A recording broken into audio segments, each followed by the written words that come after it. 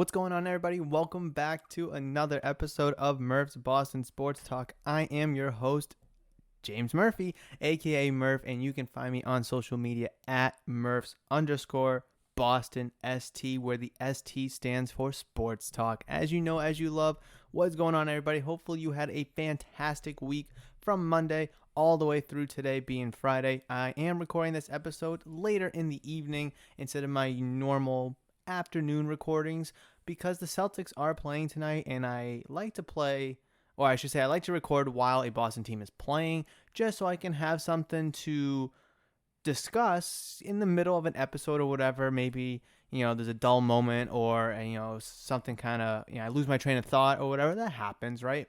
And instead of just cutting and editing it out or whatever, I just like to, refer to the game real quick. Ooh, look at that dunk. Like, oh, snap, what a goal, whatever it may be. So while I am recording this, it is a little before 8 o'clock, and the Celtics do tip off at 8:30 for Game 3 of their best-of-7 series versus the Brooklyn Nets. Game 3 and 4 will be in Boston after the first two were in Brooklyn.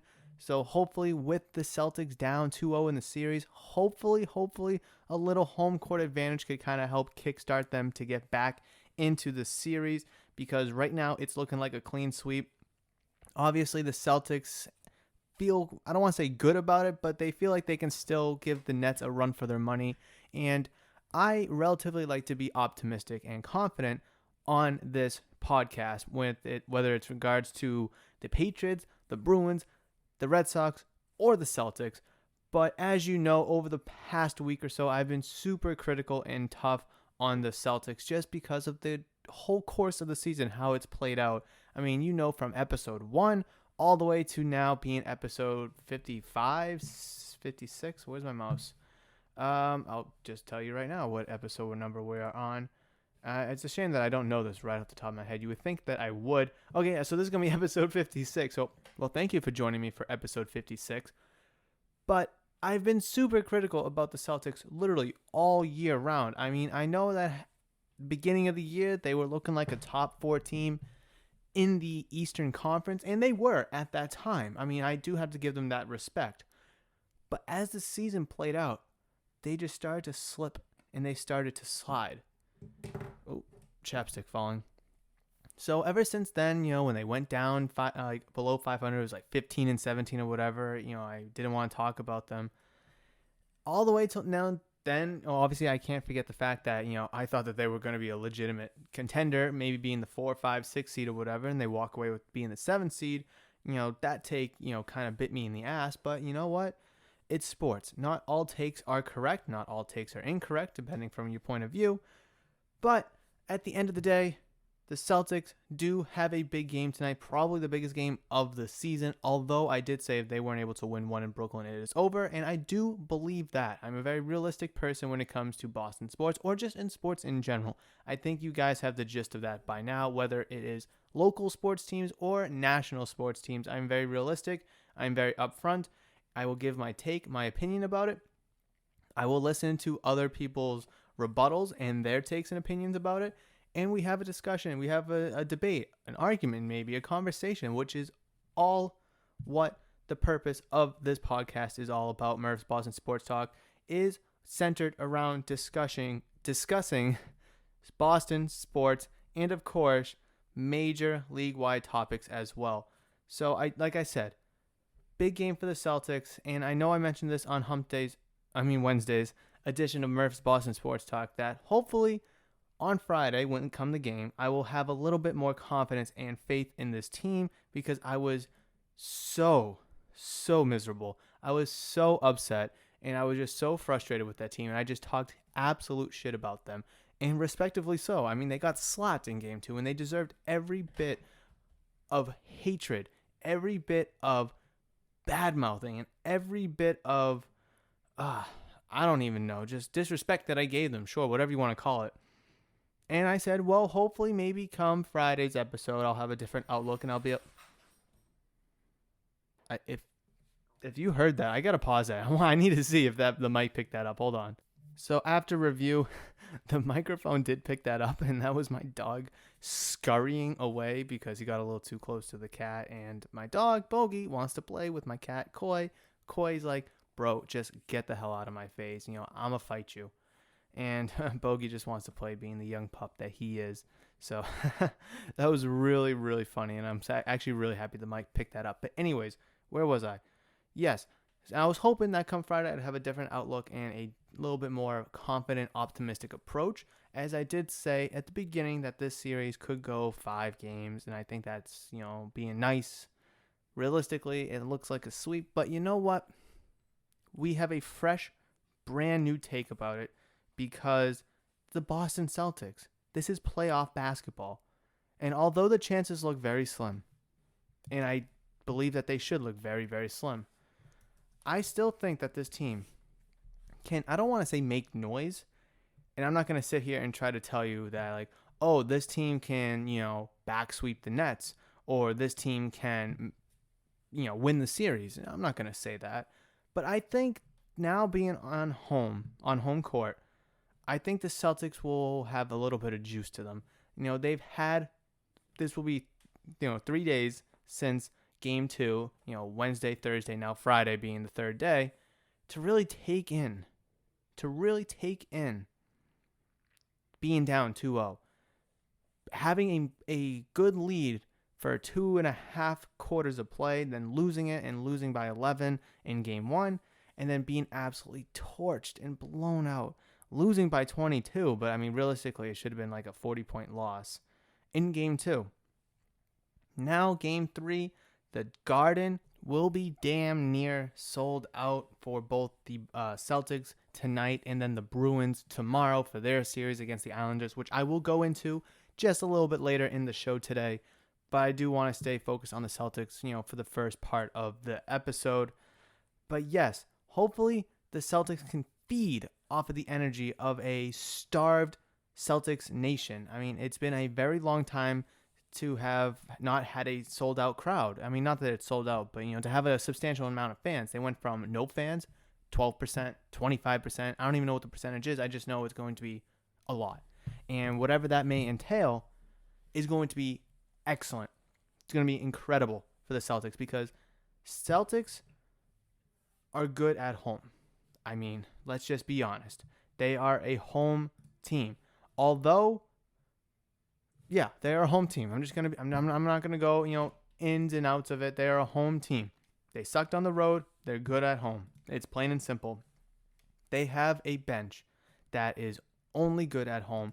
And typically teams in the NBA, those kind of teams are only good at home. I mean, if you go back a couple seasons ago, the Celtics relied heavily on their bench, and they lost in the second round to Milwaukee Bucks when they didn't have home court.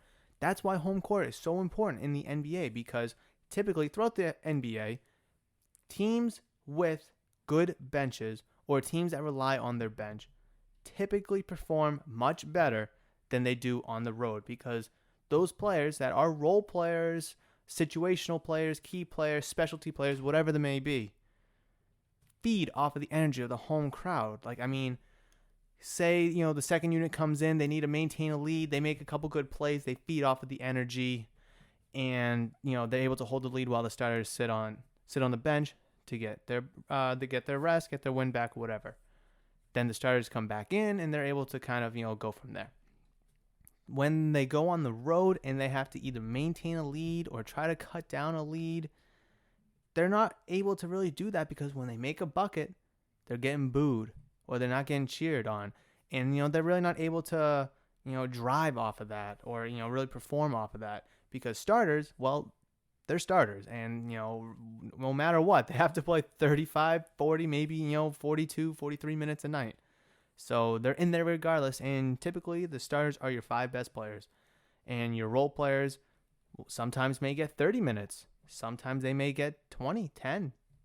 Maybe they won't even get any minutes that game. So I really think being at home will serve the Celtics very well. And I'm not going to say that leaving you to think that I think the Celtics will win tonight. I still think it's a far shot. I don't really know what area of the game of basketball outside of being in the Garden having home court tonight will serve them as an advantage, whether it is for tonight's game or Sunday's game, game 4. It's tough. It's tough because Tatum's played poorly in this series. Kemba's dinged up. He's played poorly. Those are your two guys. Without Jaylen Brown, those are your two guys that have to combine for at least probably like 65 points in order to win, or at least be competitive, right? I think at this point we'll take competitive, especially after what we saw in game 2. So Tatum, Kemba, they have to match the output of Durant, Harden, or Kyrie. They have to. Those two players for your Celtics, Kemba Walker and Jason Tatum, have to match the output of two of either Durant, Harden, or Kyrie. And then your next two players have to match the output of the Brooklyn Nets' third player, right? I've given this, putting chapstick back on. I've given this example and I've told you this before. If Kevin Durant is the leading scorer with 40 points, Tatum has to drop 40 points. If James Harden or Kyrie goes for 32, Kemba's got to go for 32. And say the third player, well, let's just say Harden, all right? Harden's the third highest scorer. He only gets 28. Well, Marcus Smart and, I don't know, Tristan Thompson have to combine for 28. You see the math that I'm going with here? Because I do, as much as I've criticized the Celtics bench, I don't want to say it's an advantage because I don't think that it is. But being on home court, it serves them a slight advantage, I guess. That I think being in the Garden at home, I trust the Celtics bench to outplay the Brooklyn Nets bench. Now, if this is in Brooklyn, I would disagree with that. But going off of my take from just a couple moments ago where, bench teams or teams with a good bench typically perform better, and I think that will hopefully show true tonight as tip-off is now 23 or so minutes away as it's 8:07 currently as I'm recording this. So with all that being said, what do I expect from tonight's game from the Boston Celtics? I'll give you 3 things I'm looking for, like I like to do with the Celtics from games 1 and 2 or the Bruins from their first round series. 3 things. Bounce back games from both Kemba Walker and Jason Tatum. Okay, whatever that may be. It would be nice for them to both drop 30, give you some really good juice from your top 2 guys. Now with Jaylen Brown not being able to play for the rest of this year and for a good chunk of next year, those 2 guys are going to have to drop 30 one way or another. Hopefully combine for 65 points one way or another, but either way, a nice bounce back game from the both of them is something I'm really looking forward to. Number 2, defense. You have to slow down this team. You have to slow down this team. And I mentioned this before, whether it's playing man-to-man, 2-3 zone, 3-2 zone, 1-3-1, box and 1. I don't care how you do it. I don't care how you stop them. I don't care what the defense looks like. I mean, people could be playing with, their jerseys on backwards. I don't care. They could have Kemba Walker play center, guarding the paint. I don't care. You got to stop Brooklyn. You have to stop them. If you can hold them to 100 points, I think you could win. I do. I think you could win if you hold them to 100. I mean, they only scored 104 points in game 1, and you scored 93. If you're just able to hit your free throws, and, Tatum was able to score more than I think it was like 22 points or whatever that night, you have a good shot at winning. So Celtics defense needs to step up, stop the Nets one way or another, and I would put the number at 100 for the Brooklyn Nets. Point number 3, taking advantage of the Brooklyn Nets bench. I haven't really been surprised or too impressed with this Brooklyn Nets bench. I mean, you have Landry Shamet scoring 10 points, Bruce Brown the junior scoring 6 points, Nicholas Claxton 0 points in 18 minutes, Jeff Green scoring 6 points for them in 12 minutes. Other than that, they're getting nothing else. Durant 26, Joe Harris 25, Blake Griffin 11 points in 20 minutes, Irving 15, James Harden 20. If they're going to put up those numbers, you should be able to beat them. I mean, you should be able to beat that. If that's what they're going to get from their starters, then you should be able to beat their bench. I mean, like I said, I'm going off of game 2 stats, and I know that they were able to put 130 on you, but they were getting 2 points here, 3 points, 4 points there from their bench players who typically won't be getting playing time in playoff games unless the game is an absolute blowout like it was. But their bench is not good. And it was good last year. And it was also good the beginning of this year before they made that James Harden trade. That's why I was kind of iffy about the Nets, because they lost a whole bunch of good young players, whether it is rotational players, depth players, or even a couple starters. I mean, obviously they proved me wrong, and they probably proved the league wrong, but that bench is not good. I know that the Nets will always have one of those big three guys out there, and I think that should be the strategy for every single game. And I think it is. I don't watch too many Brooklyn Nets games. I guess I don't watch any Brooklyn Nets games, right? Because I don't really care.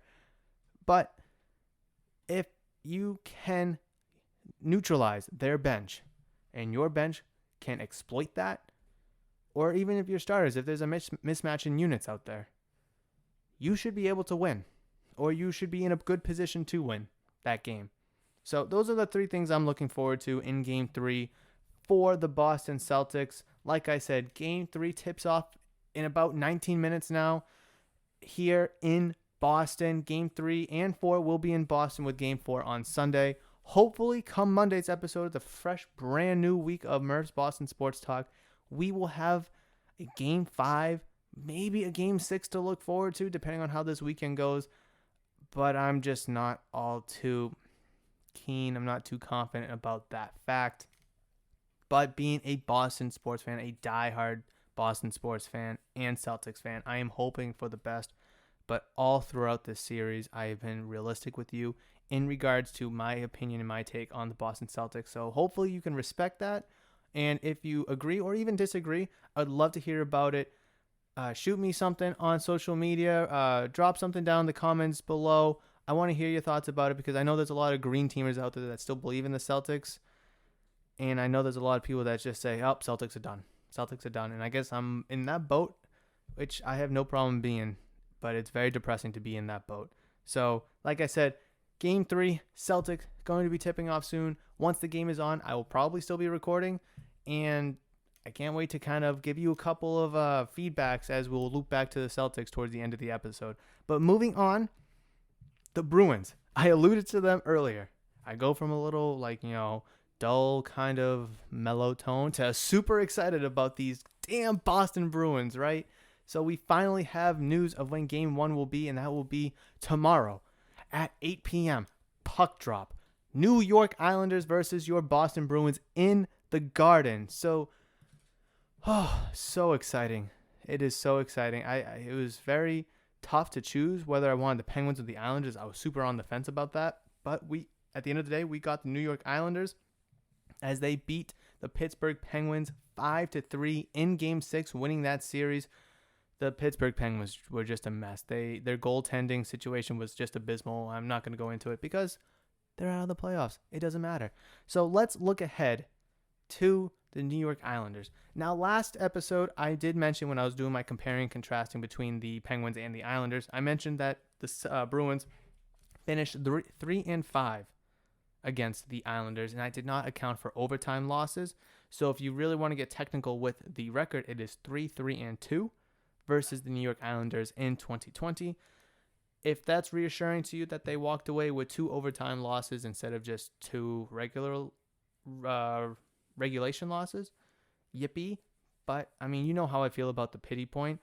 You know how I feel about overtime losses. It is what it is, but 3-2, I guess, is a little bit more reassuring than 3-5. I will take it and run, I guess. And let's just break down the New York Islanders real quick. Let's just catch you up to speed on who they are as a team in case you're not too familiar with them, which, honestly, they're not a Boston sports team, so I wouldn't expect you to unless you're really into hockey. And if you're anything like me, you are. So let me just dive into the New York Islanders real quick just to bring you up to speed. So here we go. The New York Isles, they play good, tight defense. They're a very good defending team. They like to have a low-scoring game. Obviously, 3-5 in Game 6 is not their style of play. But when you're getting pissful goaltending from the Penguins, it's hard not to score 5 goals. Let's look at some of their recent games during the series against the Penguins. Game 1, They won 4-3 in overtime. They lost 2-1 in Game 2. They lost 5-4 in Game 3. And then Game 4, they won 4-1. Game 5, they won 3-2. In Game 4, they won 5-3. So they were able to win 3 games in a row to beat the Pittsburgh Penguins. And like I mentioned, I'm going to keep kind of alluding to it. The Penguins did not have the best of goaltending, so it wasn't that hard for them to put up 4 goals here, 5 goals there against that team. But typically, that team is a low-scoring team that plays good defense. They struggle to score. It's just plain and simple. They struggle to score, and they suck 5-on-5. They are not a good 5-on-5 team. I think I read somewhere that they were 28th in the league 5-on-5. While your Boston Bruins, I believe, are second behind the Vegas Golden Knights. I mean, correct me if I'm wrong, please, but I think that's true too, if I remember correctly what I heard earlier on sports radio. So being second on 5-on-5, playing against a team that's 28th or so 5-on-5, that does serve you in your favor. And if you do remember a couple seasons ago during your Stanley Cup playoff run, man, that team, the Bruins sucked 5-on-5 a couple years ago when they made it to the Cup Finals. They were only really able to generate any goal scoring, any offense when they were on the power play, and that's just something you don't want to do. Is you don't want to rely on being up a man advantage, because then when the going gets tough, you're just going to be looking for penalties and you're going to be flopping around. But yeah, being much improved in 5-on-5 compared to a couple seasons ago is very impressive looking back at it, because before, really kind of thinking about today's episode, I didn't really kind of think about it too much. I mean, I know I've kind of thought about it a little bit here and there between games, but really to sit down, think about it, and talk about it is kind of really eye-opening. And obviously, being Bruins fans that you are, I'm sure you've noticed such a difference as well. I mean, the Bruins penalty kill, switching gears here a little bit, has always been tremendous over the years. They're always a top 5, top 10, sometimes even a top 2 or 3 team in terms of the penalty kill, and that's something that has not eluded them this year. So whenever the Islanders go on the man advantage, hopefully it's not too often, right? But when they do, you can have the confidence that your team, your special teams, will be able to shut them down. Their specialty you will hopefully be able to shut that down, and your 5-on-5 skills will be able to be superior to theirs, hopefully resulting in your team, being the Bruins, getting 4 wins here in the second round. I'm so looking for. I've been waiting to talk about this. Literally, it seems like a month. I know it's only been less than a week, but I've just been itching to talk about the Bruins second round matchup, whoever it was going to be, whether it was the Islanders or the Penguins. But it is the New York Islanders with Game 1 puck drop, 8 p.m. tomorrow at the TD Garden here in Boston, Massachusetts. I am super excited. I'm sure you can tell from the mellow talking about the Celtics tone to me talking about the Bruins. I can just tell. I can hear it in the headphones. I have such a much more pep in my voice. It's really, really exciting, encouraging, and I'm super excited to get underway with that series. All we have right now is Game 1 on the schedule slated right now. Obviously, we still have to wait for the other series, the first round series, to end. We do have a couple of series that are going to be going to games 6 and 7 if necessary, but just really quickly to catch you up to speed if need be. We have, obviously the Boston Bruins winning their series 4-1. The Winnipeg Jets won their series 4-0 against the Edmonton Oilers. The Tampa Bay Lightning won their series 4-2 against the Florida Panthers. The Carolina Hurricanes won their series against the Nashville Predators 4-2. Who was it? Why can't I think of it? It's been a while. Oh, the Colorado Avalanche won their series 4-0 over the St. Louis Blues, who can go pound some fucking sand.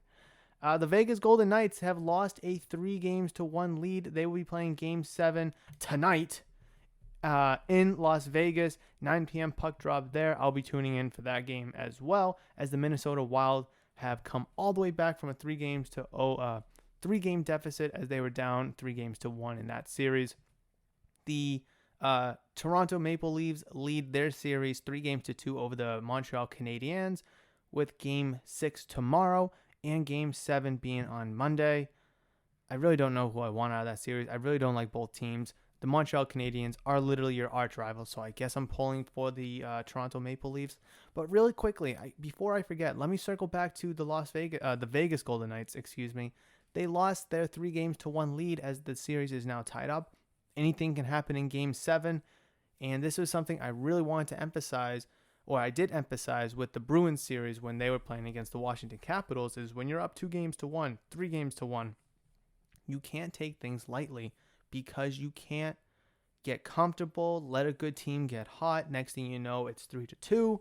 Okay, we have one more. We have another game coming in Boston, Game 6, and then like shit, you lose Game 6, and now it's Game 7.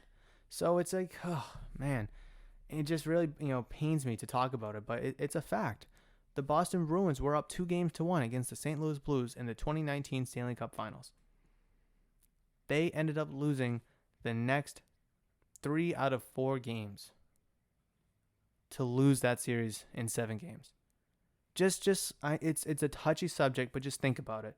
You may not realize it at first when you're up 3-1 and you're feeling good about yourself, or 2-1 and you're feeling good about yourself, but shit can hit the fan really fast. It can hit the fan really, really fast. And right now, the Maple Leafs were up. They were up 2-1. They're up 3-1. And now they're going to be fighting in Game 6 to hopefully close out that series in Montreal. But I made an emphasis big time on taking care of business against the Canadiens, against the Capitals, both in Game 4 and in Game 5, because you don't want to extend the series, let a good team get hot, like I mentioned, and then next thing you know, you're playing in a Game 7 in Washington where anything can happen. But we don't have to worry about that. We do have Game 1 to look forward to tomorrow, and I can't be any more excited about that, as you guys know, and you can already tell. So, talked about the Bruins, talked about the Celtics.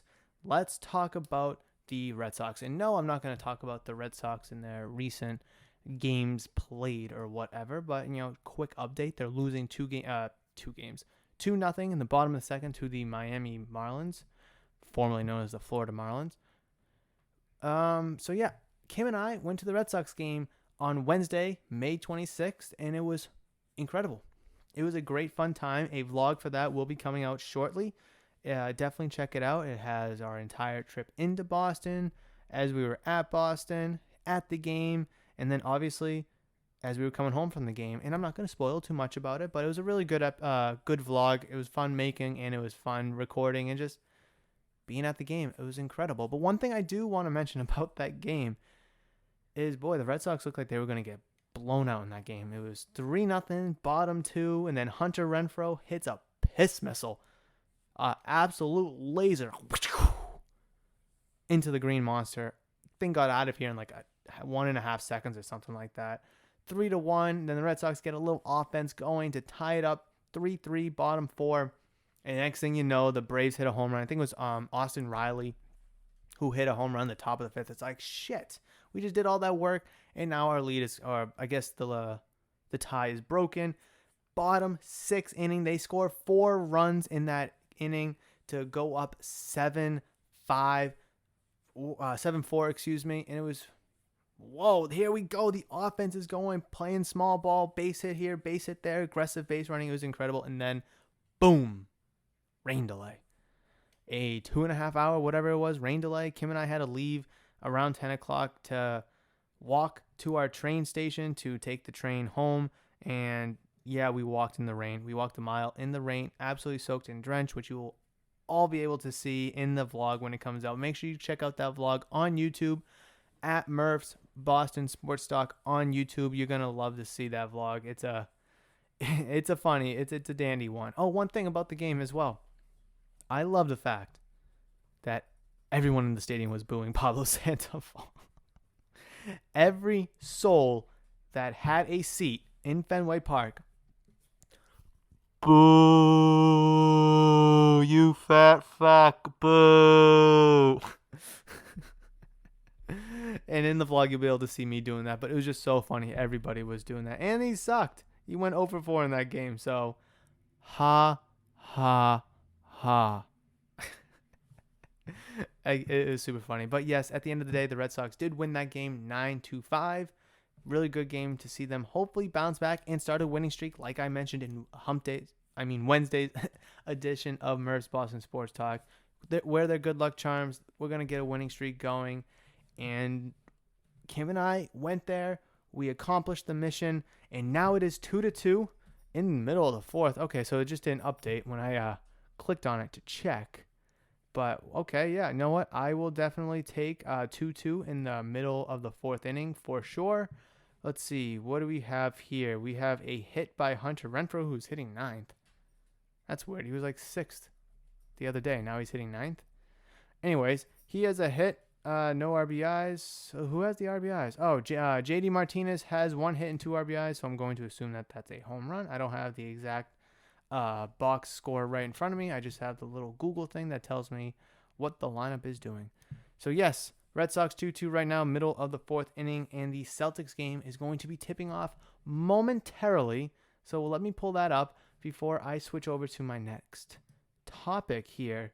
And let's turn that on. But we don't want the volume. We don't want the volume. Nope.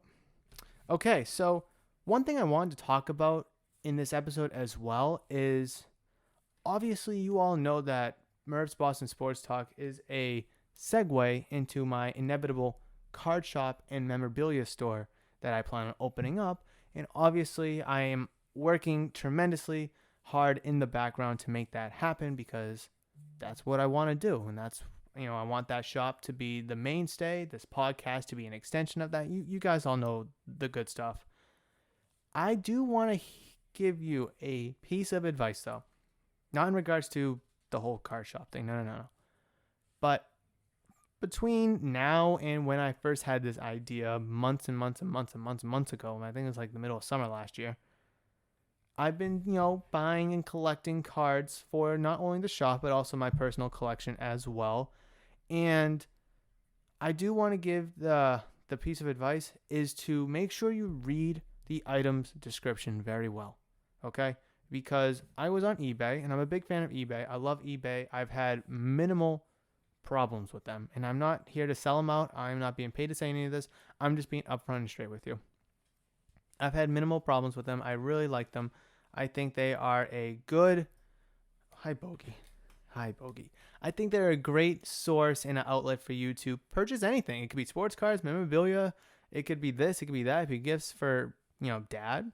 Father's Day is coming up. Whatever you need, right? They have just about everything. But make sure you read the item description, because I went to go purchase what I thought was 2 Wade Boggs PSA graded cards. And I received them, but I only got 1. And I was like, this is a problem. I got another package as well. I was like, there's the second one in the second package? I mean, that made no sense. Then I looked at the shipping address, and one was from California, one was from like Tennessee or whatever. I think Bogey wants to go out, so hold on. Let me pause so I can let my dog out for a second. Obviously, I will be right back. And just like that, I am back. Look at that. What was literally 0.23478 seconds, whatever. It felt like an eternity for me. Celtics game still hasn't tipped off yet. I know 8:30 probably really means like 8:45 or whatever. But yeah. So what was I talking about? Goodness, I don't even remember. Oh yeah, eBay, right. So I got the card in the mail. I only got 1 of them, and in the picture there was 2. So I was under the impression that I was buying 2 PSA graded Wade Boggs cards from 1989. Now, I'm not upset that I only got the 1. I think the price is still relatively fair for just the 1. But, kind of the main push of it was to get the 2 of them. I thought that would have been a great little investment for the price that I paid. I only get the 1 in the mail, and then I go over back to the item description over on eBay to see if I was actually supposed to get 2, or if I missed the fact that I was only getting 1. And if I was supposed to get 2, I was going to have to, talk to the guy or the seller, whoever it is. But I was only getting 1. So, moral of the story, pictures can be deceiving. If you see 2, read the description. Make sure that it actually says you will receive 2. And if you're not sure, reach out to the seller on eBay to ask and confirm. No question is stupid, especially when you're giving your hard-earned money to someone for whatever it may be. It doesn't have to be sports cards. It can be literally headphones. It could be a tripod. It could be chaps. I don't care what it is, and it shouldn't matter what it is. If you have questions about something you're paying for, ask away. So just my little truth moment opening up about whatever, I don't know what you want to call this, like honest hour with Murph. But yeah, so just a little tidbit right there. So I do want to kind of wrap back around to the Boston Celtics and talk about something that may be sensitive to some people. And when I discuss this topic, I really tried not to be insensitive or say the wrong thing. I'm just trying to be someone who talks about sports, talks about the major discussions, especially revolving around the city of Boston and the Boston sports. So I do talk about this subject very carefully, as it may be, like I said, sensitive to some people. So I mean no ill intent when I talk about this. But the comments from Kyrie Irving regarding the racism here in the city of Boston and at the Garden. And just to quickly recap Kyrie Irving's initial comments that kind of sparked this topic going on into, well, heading into game 3 really, is after game 2, Kyrie was asked, what is it like going into Boston, playing in front of, Celtics Nation and in Boston for the first time since leaving the Celtics just a couple seasons ago. And this was his response. Let me just fix my mic so I can pick up the best audio. Hold on. I mean, it's not my first time being an opponent in Boston. So, I'm just looking forward to competing with my teammates. And, hopefully we can just keep it strictly basketball. There's no belligerence or any racism going on, subtle racism and people yelling in the crowd. But even if it is, it's part of the nature of the game. And we're just going to focus on what we can control. Is it something you've experienced in Boston before? I'm not the only one that could attest to this, but it's just, it won't.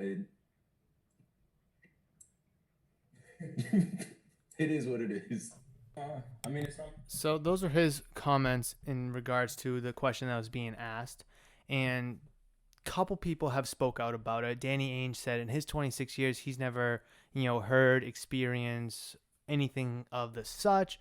Marcus Smart had an incident last year about it. He kind of goes on to say how it's sad and sickening that it's kind of true and that he sided with Kyrie Irving. Then Kendrick Perkins comes out and says that I've lived there, referring to Boston, for 8.5 years. And me personally, I never dealt with any type of racism while I was living in Boston. It's always extra with Kyrie. So a subtle jab at Kyrie there. And then just now, 33 minutes ago or so, Jaylen Brown comes out and says something in response to that, and I find it very, very interesting. So let me just readjust my mic to pick up that audio. I have not talked to anyone, Kyrie, Marcus, or Danny Ainge about my thoughts or my perspective, but I do think it's a good conversation. I think that racism should be addressed, and or systemic racism should be addressed in the city of Boston, and it also should be addressed in the United States. However, I do not like the manner it was, brought up in terms of centering around a playoff game. So those are Jaylen Brown's comments, and it's interesting that it's coming from him. It is and it's not. I mean, it's interesting because he's a player for the Celtics, but he's not playing in this series, right? He has no impact on this series, whether it is for the good or for the bad. Marcus Smart has a direct impact on it because he is physically playing in said game. He is making contributions, whether it's for the good or for the bad. Kyrie Irving, obviously for the same thing, just on the other side of the coin. Kendrick Perkins played here for, like he said, 8.5 years, or he lived here for 8.5 years, and he never experienced such a thing. Danny Ainge obviously was a player, and then he became the general manager of the Boston Celtics. So there's people saying yes, there's people saying no. The city of Boston, unfortunately, has a long history of racism. And I don't know how it started, why it started, and quite frankly, it should never have started. I mean, racism, period, is just not, it's not fair. It's not ethical. It's not, it's not right, to simply put it, right? However, there's always going to be racism. There's always going to be sexism. There's always going to be whateverism. There's always going to be discrimination against whether it's a group of people, whether it is a group of people believing in something, or a group of people for being whatever gender that is. And not to get into it all, discussion about, ethics, right? But Boston specifically has been known to be a generally racist city. I mean, a former outfielder for the Baltimore Orioles, Adam Jones, he played center field here in Boston for many games when the Orioles came into town, and he has come out and said that, yeah, I've been called the N-word numerous times, this and that. It's sickening because, people in center field, and obviously being drunk out there and talking shit is not an excuse to call someone the N-word. It's just not. And Torrey Hunter, a former outfielder, obviously for the Twins and for the Angels, the Tigers as well. I mean, people loved Torrey Hunter. There was often times where Hunter could have came to Boston. And I think it was like in 2002 or something like that. He flat out said that I will never go to Boston. Every contract I negotiate has a clause that I cannot be traded to Boston because of the racism that he endured while he was in the outfield. You can go further back and back. I mean, the Red Sox were I believe the last team to have the first black player on their roster after Jackie Robinson broke the color barrier. You could look at, Bill Russell being the first black head coach in the NBA as, I guess, a pro. But are we really going to weigh pros and cons in this discussion? I really don't think that's a discussion to weigh pros and cons about. Racism, bad. It's not good, period. It shouldn't be a thing, period. So we're not going to sit here and weigh pros and cons. But just to give you a little history, a little bit of details into why that something like this is kind of sensitive, because Boston is known to be racist. Unfortunate truth. And it sucks to have that moniker or have that be known to the world. That could, besides it being unethical and unmoral, but, in terms of, free agents not wanting to come here or people not wanting to come visit because of the fact that it is a racist town or racist city, I guess, but, nickname town. It's just disgusting, quite frankly, and it's sad to that be true. And I personally think that the city of Boston has done a generally a decent job at trying to fix and change that. I mean, you look at, the players on their team, and I'm not going to try to tell you they have, black players, to kind of make up for that. But you see, Jaylen Brown, he's inked here for the next 4 years. Jason Tatum, his 5-year contract is going to start next year. And to have those two players be black is, I'm not going to say, it's a good thing, to kind of help lure in other, black free agents. But it just shows you how far they have come to see two young studs, two young superstars in the makings, be drafted here in Boston, to grow up here in Boston, in terms of their NBA career, and then want to extend their career here in Boston is very reassuring because of how the city, or what the city is kind of known to be, unfortunately known to be, and that's to be racist.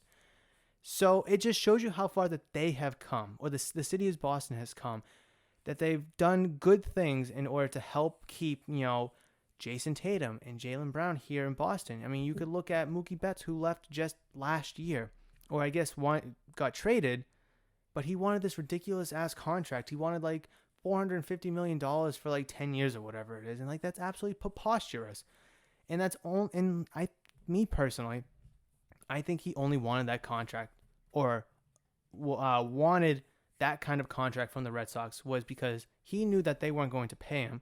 So that was his way of kind of forcing their hand in order to trade him. Now, why he wanted to be traded? Could it be because of the racism in Boston? Sure, maybe. I mean, I'm not going to sit here and tell you yes, or I'm not going to sit here and tell you no, but I mean, that's definitely a possibility. And that's something that's been immensely discussed, when Mookie Betts left, when all these racist topics have popped up between then and now. So it's just a conversation that we unfortunately have to have. And it's a conversation that, quite frankly, should not be had and hopefully will never be had again, or, will hopefully cease to not happen. I can't say that's going to happen because the world is a cruel place and people make fun of people for whatever reason, whether you're white, black, Asian, Hispanic, Latino, Asian Pacific, I don't know. There's a tons of different ethnic groups and nationalities out there these days. And it's just really unfortunate that I'm even sitting here having this conversation, but unfortunately, it's true. And is it going to continue to pop up? More than likely. But hopefully, we can get through it and we can push forward with it. Not just as the city of Boston, not just as a country being the United States of America, but as a world in general. Because obviously, 2020 and 2021, the Asian community has been getting a lot of discrimination, a lot of hate for the whole COVID-19 thing, discriminating them against them starting it. That's just wrong. That's disgusting as well. It's just like, come on. How low is this society going to get? Seriously. But anyways, I thank you for bearing with me through that conversation, that topic of discussion, because it's something that I wanted to address. Well, ideally didn't want to address, but something that I had to address. And hopefully, with that being said, as a collective group, being Murph's Boston Sports Talk, we can come out better from it. Seeing what is portraying in real life, obviously, like I said, not just here in Boston, not just here in the United States, but just in the world, period. Hopefully, as a community, as a group, we can push forward, push through it together. And all it takes is one person. And I know you've heard this 1,000,001 times, but it's still a thing. And we still need to keep pushing forward and push for equality on all spectrums. So thank you for listening to me talk about that. In better terms, in better news, I guess, the Celtics are down by 10 to the Brooklyn Nets, 22 to 12 with 6 minutes to go in the first. Tatum just hit a free throw, so make that 22 to 13. How good are we feeling with 3.5 quarters to go, being down by 9? I don't think it's terrible. I think it could be worse, right? And Tatum hits 2 of 2 free throws, so make that 22 to 14. We're only down by 8. Let's go. Yeah. I just got a nice, good, fresh sip of water right there as Harden brings it up. Wow, this team is literally just a 3-man game between Kyrie, Harden, and Durant. Harden brings the ball up, passes it to Durant, settles for a contested fadeaway jump shot. Marcus Smart goes to the hole for a little, I don't want to say a fadeaway, but kind of like he was driving to the hole and then he kind of like fell towards the sideline, took the contact from Blake Griffin, got the and-1 bucket. Not bad, Marcus Smart, Okay, yeah. I see the foul, a nice bucket. People hate on Marcus Smart because, he plays, he thinks his offensive role is more important than it is, and I believe in that. I wish he was more of kind of like a 5 to 10 point scorer, but you know what? When the occasion calls for it, I don't mind an occasional Marcus Smart, shot or two, but I don't want him to be, the third guy, right? When your team is fully healthy, Tatum, Brown, Kemba, then I guess Marcus Smart, right? I don't know who else after that, but Marcus Smart, hopefully he can step up now without Jaylen Brown, and if Kemba Walker's okay, Kevin Durant is just literally playing a 2-man game with him and Harden now. It's literally just rinse and repeat with these two. Just passing the ball between each other. Harden's going to settle for a 3, a little push-off 3, but misses. Ooh, okay. All right, down by 9 still. Can we get a little offense going? What? Oh, what? Kemba, he was driving against Durant, goes for a cross-court pass, did not work. Kevin Durant brings the ball up, hands it off to Joe Harris, who shoots a transition 3 and misses. Is this literally the Brooklyn Nets offense? Am I literally watching the 2020-2021 Brooklyn Nets offense right here? I guess 2020 because of Tatum step back three misses. When did the season start? Did it start in Christmas? Before? I think it started before Christmas, but they didn't get Harden until 2020. So I guess it's just the 2020 Brooklyn Nets offense. And Blake Griffin's in the post now. Okay, Marcus Smart manning him up. He's got him. Oh wow, Marcus Smart. Let's go. I told you. I am a firm believer. Marcus Smart is only one of the only few to guard all five positions. And Tatum. Oh, why? I don't understand why Tatum is settling for a step back three in Durant's face. Why? They're in a little bit of a cold streak right now, missing a couple shots. Work the offense, guys. Jeez. My goodness. So, yeah, I'm probably just going to sit here and talk about the game until maybe the next commercial timeout. There's 3:55 left to go in the game right now. Jeez. I'm so happy that I haven't watched a single bounce of a basketball in this entire series. Because this is disgusting. And I love basketball so much. I really like the NBA. But what the NBA has turned into is, oh my God, it's carbon. Every team, I don't want to clunk every team, but a lot of teams and a lot of these superstars do the same thing. Step back threes, fall away or fade away shots, look and cry for fouls, and that's it, right? Now, you can point fingers at Steph Curry for revolutioning the three-point shot, sure. But, people like James Harden with the step backs and all that, it's just like, my God. And then, Harden, LeBron, they just, look and cry for fouls. And now Trae Young is doing it for Atlanta. It's like, my God, guys, just play the damn game. Run the offense and pass the ball. Okay. Marcus Smart with the three ball from the top of the arc. Wow, okay. Hey, Celtics down by 8 now. Kyrie shoots a three, misses. Look at that. See, the Nets have missed their past 4 shots. Evan Fournier pulls up for a three and misses. It's just, okay. The ball bounces around a little bit in the Celtics end. Evan Fournier comes down with the loose rebound. He dribbles up the court, crossover, pulls up for a transition three. Marcus Smart, but still, a man was open. One pass over to the 45-degree spot at the 3-point line. And it's just he was open. As much as you, agree or disagree with Marcus Smart shooting the ball, he was open. He was much more open than Evan Fournier was. And, okay, look at that. Romeo Langford hits the three ball. Interesting. It's good to see Romeo Langford get in some playoff minutes. It really is because, I think he has a bright future with this team. He's been riddled with injuries a little bit.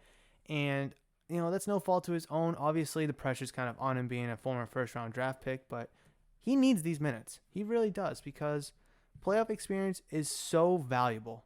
In just all sports, not just basketball. In all sports, playoff minutes is so valuable. And to get that at his age, Brown got it. Tatum got it when they first got into the league. Rajon Rondo got it when he first got into the league, being with the big three. It's something you need to have. And I don't know if Stevens believes in him, but he believes in him enough to put him in, a game. Game 3, a must-win game. And he's out there taking shots, and he made it. I know he kind of struggled in game 2, but you know what? I will take it. I will absolutely take it here in this one. But yes, we have finally reached the TV timeout with the Brooklyn Nets calling a timeout. And that is going to wrap it up for today's episode. Thank you so much, guys, for joining me. I know we talked about a plethora of topics revolving around Boston and Boston sports. I really appreciate you downloading, listening, and enjoying as always. I tremendously appreciate it. Whether you just download and that's it. Whether you listen and that's it. Or maybe you just, enjoy it and that's it, right? I don't know. I greatly appreciate it, and it's super awesome to have the support. Hopefully have a big announcement coming up very, very, very, very soon, but I still have to do a little bit of behind-the-scenes work. But hopefully come Monday's episode, we start the new week with some good news on my end, but also on the end of Boston sports, whether it's the Celtics, the Bruins, or maybe both. Who knows? But hopefully we'll be able to talk about the Celtics and a Game 5 on Monday. Hopefully we can talk about a Game 1 win for the Bruins on Saturday, tomorrow. But between now and then, guys, that is going to do it. Please, please, please download, listen, and enjoy on all audio platforms. Reach out to me on social media at Murphs_BostonST, where the ST stands for Sports Talk. And if you're watching on YouTube, please leave a like if you enjoyed this episode. Comment down below any thoughts about any topics that we discuss, as I would love to listen to what you have to say. And if you're new to the channel or haven't considered yet, please subscribe to the channel, as that would be greatly appreciated as well. But not to hold you any longer, guys, thank you so much and have a wonderful weekend. It's going to suck, it's going to be cold, it's going to rain, but hopefully stay dry, stay warm, and I will catch you at the beginning of the week for Monday's episode of Murph's Boston Sports Talk. But between now and then, you know that I love you, and you know that I will see ya.